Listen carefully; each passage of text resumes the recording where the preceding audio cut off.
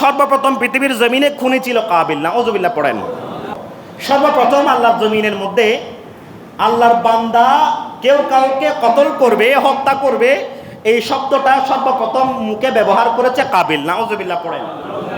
দুনিয়াতে কিয়ামত পর্যন্ত দুনিয়ার যে কোনো জায়গায় কেউ কাউকে যদি হত্যা করে, সেই হত্যার গুনার একটা পার্সেন্টেজ কার কাছে যাবে? আব্দুল্লাহ ইবনে মাসউদ রাদিয়াল্লাহু তাআলা থেকে বর্ণিত, আল্লাহ নবী ইরশাদ করেছেন, দেখিও তোমরা কেউ এক ভাই আরেক ভাইয়ের রক্তে হাত রঞ্জিত করবে না। আল্লাহ নবী বলেছেন, বলে এই খুনের একটা পার্সেন্টেজ, গুনার একটা পার্সেন্টেজ আদমের সন্তান কাবিলের আমলনামার মধ্যে আল্লাহ পাক সুবহানাহু ওয়া তাআলা লিপিবদ্ধ করেন, কারণ সর্বপ্রথম পৃথিবীর জমিনে খুনি ছিল কাবিল। নাউযুবিল্লাহ পড়েন।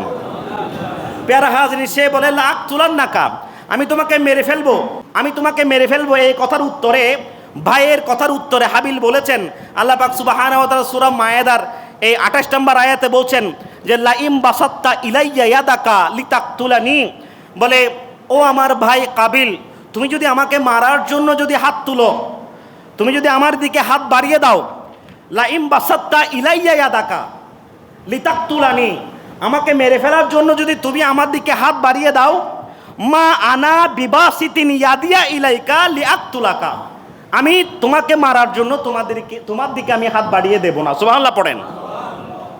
হাবিল বলতেছে ভাইকে যে তুমি যদিও আমাকে মারার জন্য আমার দিকে হাত বাড়িয়ে দাও, আমি মা আনা বিবাসিতিন ইয়াদিয়া ইলাইকা লিআকতুলাকা, আমি তোমাকে মারার জন্য আমি হাত বাড়াবো না, কারণ ইন্নী আখাফুল্লাহ রাব্বাল আলামিন, কারণ আমি এক আল্লাহকে বড্ড বেশি ভয় পাই। সুবহানাল্লাহ পড়েন।